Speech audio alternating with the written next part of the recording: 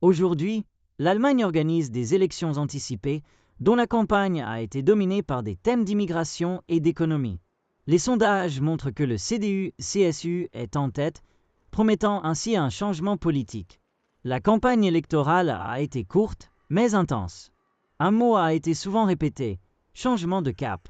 Vous avez essayé pendant 3 ans de faire de la politique de gauche en Allemagne. Vous ne pouvez pas continuer comme ça, a déclaré Friedrich Merz, le candidat des partis conservateurs au poste de chancelier, 2 semaines avant les élections.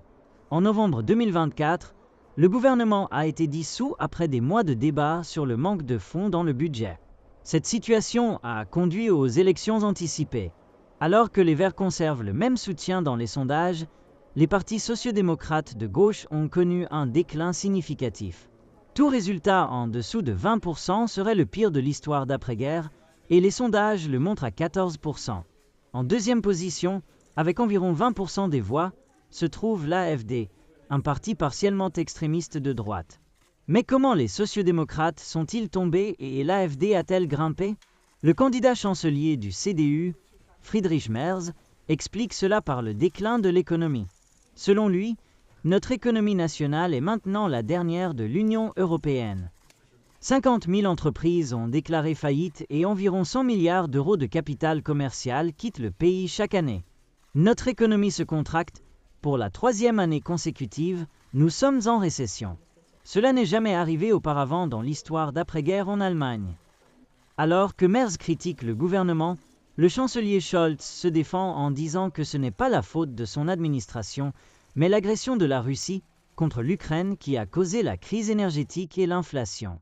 Selon Scholz, les difficultés économiques continueront également en raison des politiques inattendues du président américain Donald Trump. Pendant ce temps, l'AfD a exprimé un désir de coalition avec les conservateurs, mais le candidat chancelier exclut cette possibilité car l'intention de l'AfD est de détruire le CDU. Cependant, Merz n'aura pas assez de voix pour gouverner sans un parti partenaire dans la coalition. Plus il y a de partis qui entrent au Bundestag, plus les relations et la formation d'un gouvernement deviennent compliquées. La gauche devrait atteindre le seuil d'entrée au Parlement, tandis que les nouveaux partis sont en danger. Si l'un d'eux entre au Bundestag, un gouvernement tripartite sera nécessaire. Mais les libéraux ont déclaré qu'ils ne voulaient pas entrer à nouveau dans une coalition avec les Verts, laissant comme seule option une alliance entre le CDU-CSU, le SPD et le FDP. L'AfD a peu de chances d'entrer dans une coalition.